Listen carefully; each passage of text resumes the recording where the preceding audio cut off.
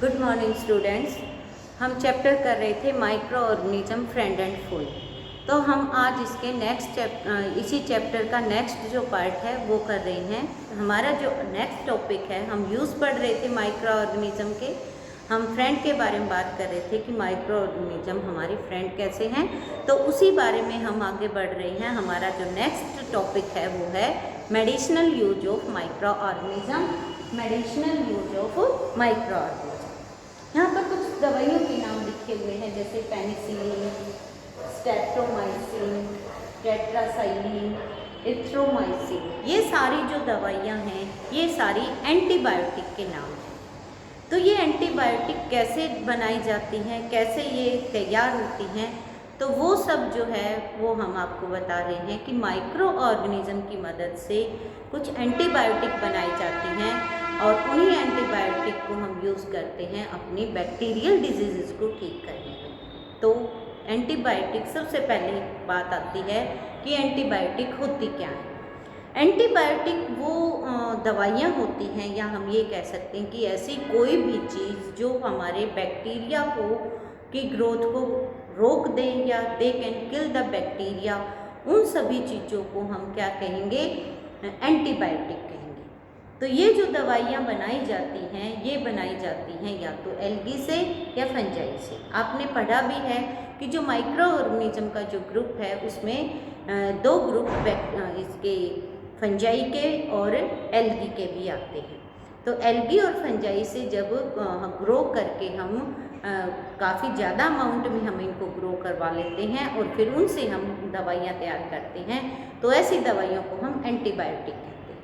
ठीक है, तो यहाँ पर हमारे पास नाम है ये कुछ एंटीबायोटिक के। तो आपसे अगर कुछ नाम पूछे जाएं तो आप इनमें से 2, 3, 4 जितने नाम आप याद कर सकते हैं उतने नाम याद कर सकते हैं आप इसके। तो वो आंसर हो जाएगा नेम सम एंटीबायोटिक मेडिसिन।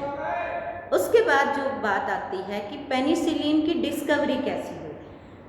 ये डिस्कवरी अचानक से हो गई, सडनली हो जाती है कई बार डिस्कवरीज, तो वही आपको बताया है कि ये अचानक से कैसी हुई। ये हमारा साइंटिस्ट थे अलेक्जेंडर फ्लेमिंग। इन्होंने क्या किया कि ये किसी बैक्टीरियल डिजीज़ को स्टडी कर रहे थे और उसी के कारण कुछ बैक्टीरियाज को ग्रो करवा रहे थे। उसको हम कहते हैं कल्चर प्लेट, यानी कि जो कल्चरिंग करवाई जाती है, मीन्स उसमें हम किसी चीज़ को ग्रो करवाते हैं। तो यहाँ पर ये क्या कर रहे थे, किसी बैक्टीरिया की कल्चर कर रहे थे।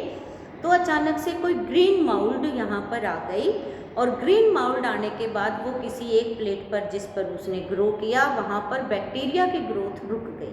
मीन्स बैक्टीरिया जो है वो उस प्लेट में ग्रो करने बंद हो गए, या हम दूसरे शब्दों में कह सकते हैं कि algae kill the bacteria, some of the bacteria killed by algae. So Alexander Fleming used this type of algae in the formation of penicillin medicine. तो पेनिसिलिन की जो मेडिसिन का आविष्कार हुआ, डिस्कवरी हुई, वो इस तरीके से हुई। इसी तरीके से हम कुछ फंजाई और कुछ एल्गीज को यूज़ करके ये सभी जो हमने नाम लिखे हैं इसके एंटीबायोटिक्स के, ये एंटीबायोटिक्स ऐसे तैयार की गई। उसके बाद एंटीबायोटिक्स के बारे में कुछ प्रिकॉशंस हैं कि जो प्रिकॉशंस हैं वो कैसे ली जानी चाहिए।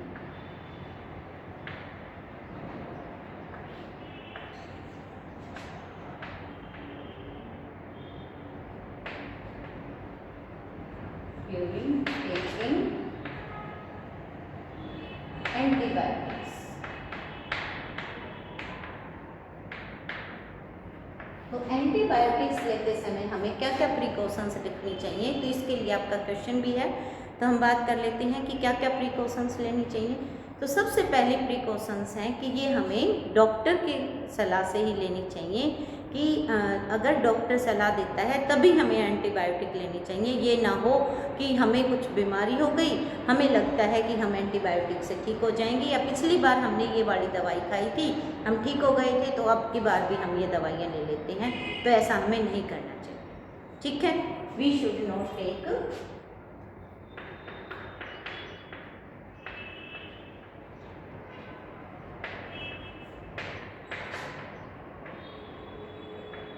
antibiotic विदाउट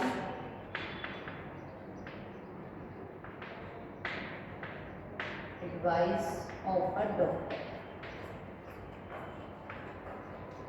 ठीक है, तो दूसरी बात आ गई कि भाई हमें ये जब भी हम कोई एंटीबायोटिक लेना स्टार्ट करते हैं तो डॉक्टर ने जितना कोर्स हमें दिया है उस कोर्स को हमें कंप्लीट करना चाहिए, हमें कोर्स को अधूरा नहीं छोड़ना चाहिए।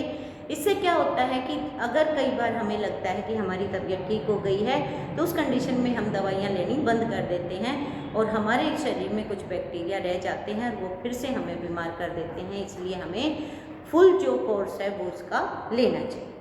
ठीक है, उसके बाद जो बात है वो है कि हमें अननेसेसरीली एंटीबायोटिक नहीं लेनी चाहिए, क्योंकि अगर हम अननेसेसरीली एंटीबायोटिक ले लेते हैं तो उस कंडीशन में ये होता है कि हमारे शरीर में कुछ यूज़फुल माइक्रोब्स होते हैं, यूज़फुल बैक्टीरिया होते हैं, वो हमारे जो फ़ायदा पहुंचा रहे हैं, जिसके कारण हमारी ग्रोथ हो रही है या फिर जो भी काम हमारी बॉडी में वो बैक्टीरिया कर रहे हैं वो नहीं हो पाएगा, वो भी मर जाएंगे। किसके कारण? एंटीबायोटिक्स के कारण। ठीक है, तो उसके बाद जो हमारा टॉपिक है वो है वैक्सीन का।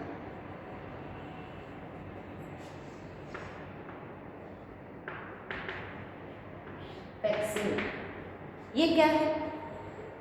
अभी तक तो हमने उन ऐसी मेडिसिन्स के बारे में पढ़ा जो कि हमें काम आती हैं क्या करने में, हमारे बैक्टीरिया को किल करने में। लेकिन कई बार कुछ डिजीज़ ऐसी होती हैं कि जो बैक्टीरिया से कॉज ही नहीं होती, तो वो डिजीज़ जो कॉज होती हैं वो होती हैं वायरस के कारण, और वायरस पर जो एंटीबायोटिक है वो काम नहीं करती। तो एंटीबायोटिक जब काम नहीं करेगी तो हम क्या करेंगे? तो उस समय हमें वैक्सीन की ज़रूरत पड़ती है। जैसे अभी बहुत ज़्यादा कोरोना फैला हुआ है तो उसके लिए भी वैक्सीन आई हुई है और सब लोग लगवा भी रहे हैं वैक्सीन। तो वैक्सीन वास्तव में है क्या चीज़, ये कैसे काम करती है, वही हम अभी पढ़ रहे हैं। क्या है ये वैक्सीन? वास्तव में इसके अंदर कुछ वीकेंड मीन्स कमज़ोर और डेड जो वायरस होते हैं या माइक्रो ऑर्गेनिज्म होते हैं उनको ही हमें इंजेक्ट करवाया जाता है बॉडी के अंदर, और उसी को हम वैक्सीन कहते हैं। तो वैक्सीन क्या है? It is the weekend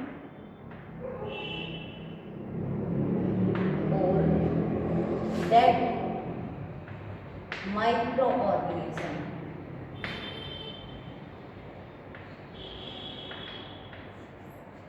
inject in the body in the form of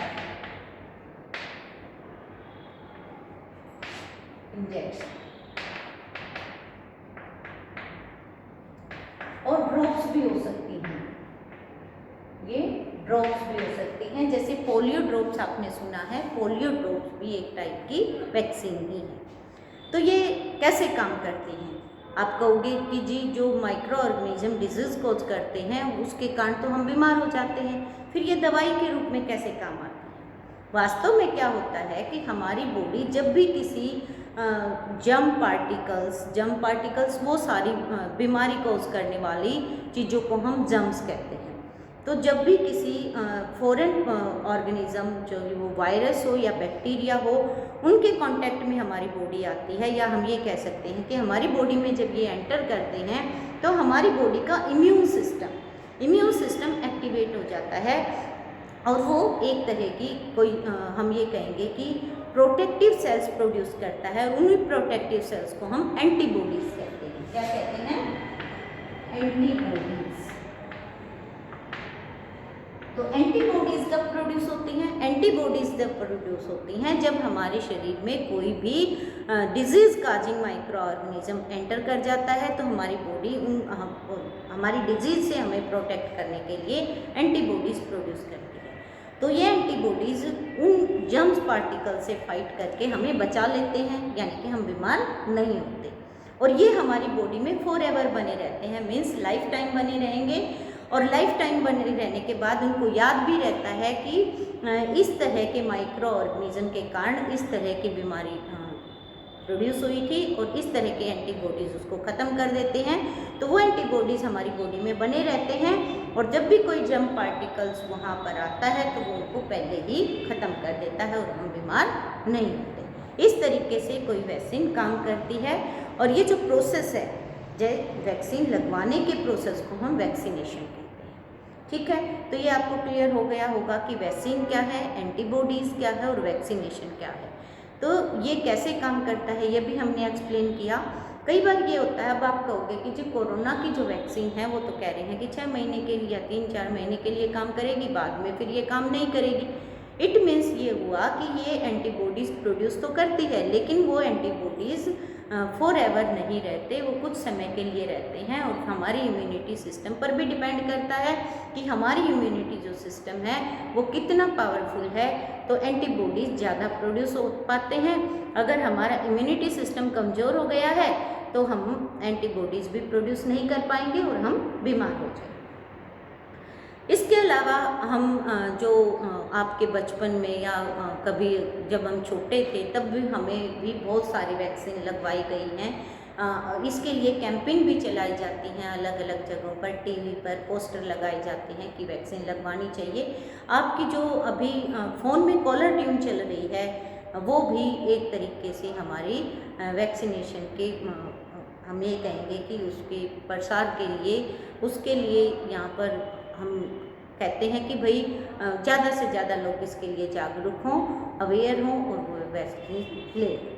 उसके बाद जो हमारा अगला टॉपिक है वो है इंक्रीज सॉइल फर्टिलिटी, यानी कि हमारा जो नेक्स्ट टॉपिक है वो इंक्रीज फर्टिलिटी माइक्रो ऑर्गेनिज्म का ही यूज है, जिसमें हम माइक्रो ऑर्गेनिज्म का यूज पढ़ रहे हैं। तो फर्टिलिटी को कैसे इंक्रीज करना है, आपने पिछले चैप्टर में भी पढ़ा है कि भाई जो कुछ माइक्रो ऑर्गेनिज्म हमारी सॉइल फर्टिलिटी को इंक्रीज कर देते हैं और उसका नाम था राइजोबियम बैक्टीरिया।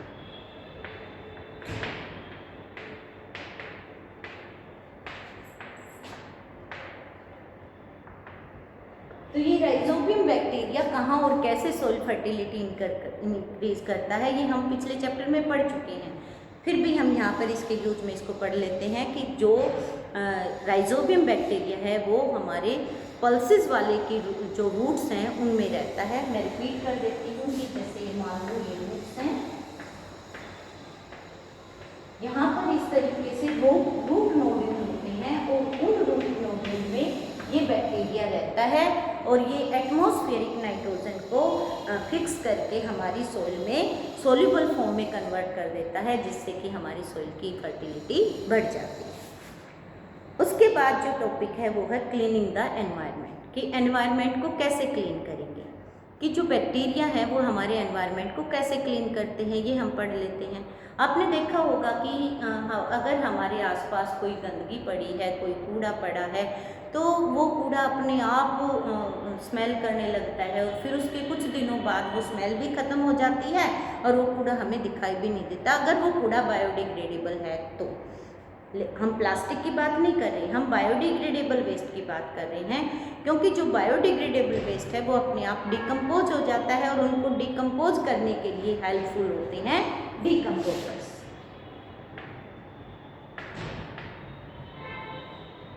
और ये डिकम्पोजर्स क्या हैं, ये भी माइक्रो ऑर्गेनिज्म है।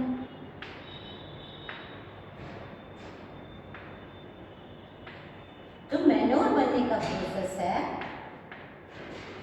मैन्योर जो बनने का प्रोसेस है वो माइक्रो ऑर्गेनिज्म के कारण ही पॉसिबल है और उससे बहुत जल्दी जो है माइक्रो ऑर्गेनिज्म वर्क करके हमारे बायोडिग्रेडेबल वेस्ट को हम ये कह सकते हैं कि मिनरल्स में कन्वर्ट कर देते हैं और मिनरल्स जो है हमारी मिट्टी में, सॉइल में ऐड हो जाते हैं और सॉइल की फर्टिलिटी को इंक्रीज करते हैं। इस तरीके से माइक्रो ऑर्गेनिज्म हमारी सॉइल हमारे एनवायरनमेंट को क्लीन करने का काम भी करते हैं।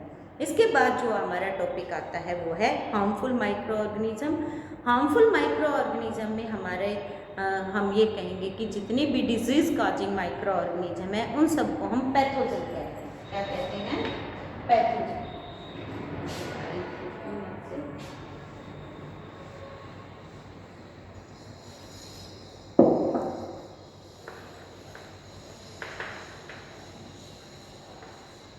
पैथोजेंस क्या हैं? डिजीज काजिंग माइक्रो ऑर्गेनिज्म को हम पैथोजन कहते हैं। और जितने भी बैक्टीरिया हैं, एल्गी का नहीं कहेंगे हम ज़्यादातर, कुछ बैक्टीरिया और वायरसेस हमारे लिए पैथोजन का काम करते हैं। और ये कैसे हमारे को नुकसान पहुंचाते हैं, तो इसके लिए हम कहेंगे कि बहुत सारी डिजीज़ जो हैं वो बैक्टीरिया के कारण और वायरस के कारण हो जाती हैं। तो डिजीज़ और वायरस की जो डिजीज़ हैं वो हम पहले भी पढ़ चुके हैं। तो होता क्या है कि ये डिजीज़ बैक्टीरिया के कारण, वायरस के कारण एक जगह से दूसरी जगह फैल जाती हैं। और ऐसी फैलने वाली बीमारियों को, यानी कि जो डिजीज़ एक पर्सन से दूसरे पर्सन में फैल जाती है, उस डिजीज़ को हम कम्युनिकेबल डिजीज़।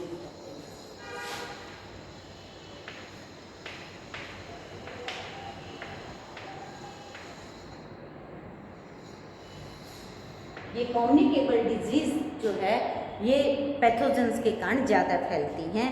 और इनमें से कुछ डिजीज़ के नाम, जैसे हम नाम कह सकते हैं कि कुछ बैक्टीरिया की डिजीज़ हैं, कुछ वायरस की डिजीज़ हैं।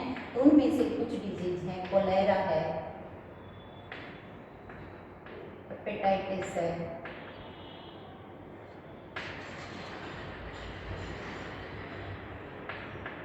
हेपेटाइटिस है, इसके अलावा स्मॉल पॉक्स है,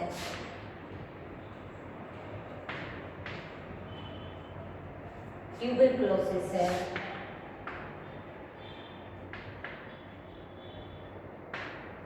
ये जो डिजीज़ हैं ये सभी पैथोजन के कारण होती हैं और ये सभी कम्युनिकेबल डिजीज़ हैं। तो कम्युनिकेबल डिजीज़ कैसे फैलती हैं? एयर से, वाटर से, डायरेक्ट कांटेक्ट से, इसके अलावा कैरियर से भी फैलती हैं ये डिजीज़।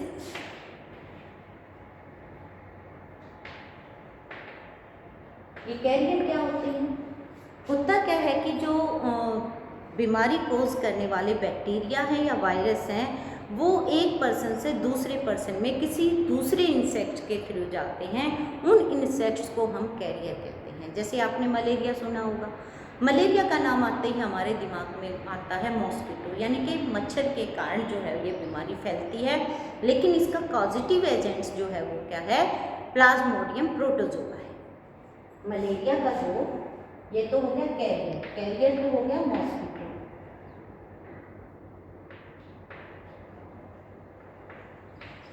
और कॉजिज क्या हो गया? कॉजिज हो गया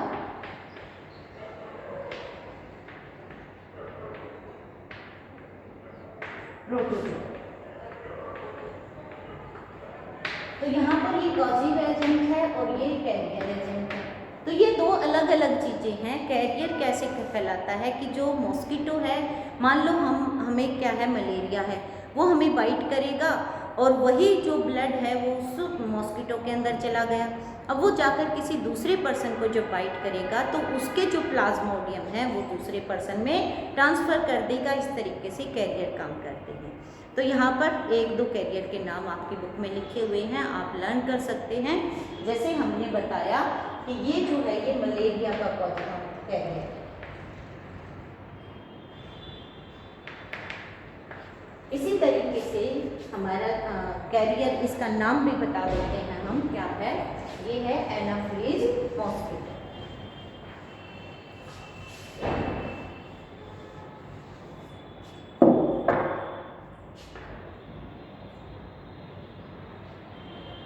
मलेरिया का जो कैरियर है वो क्या है?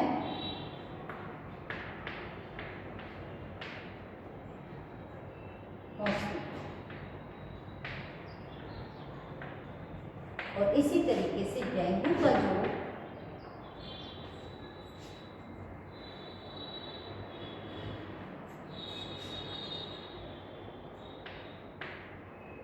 का जो कैरियर है वो है एडीज मॉस्किटो।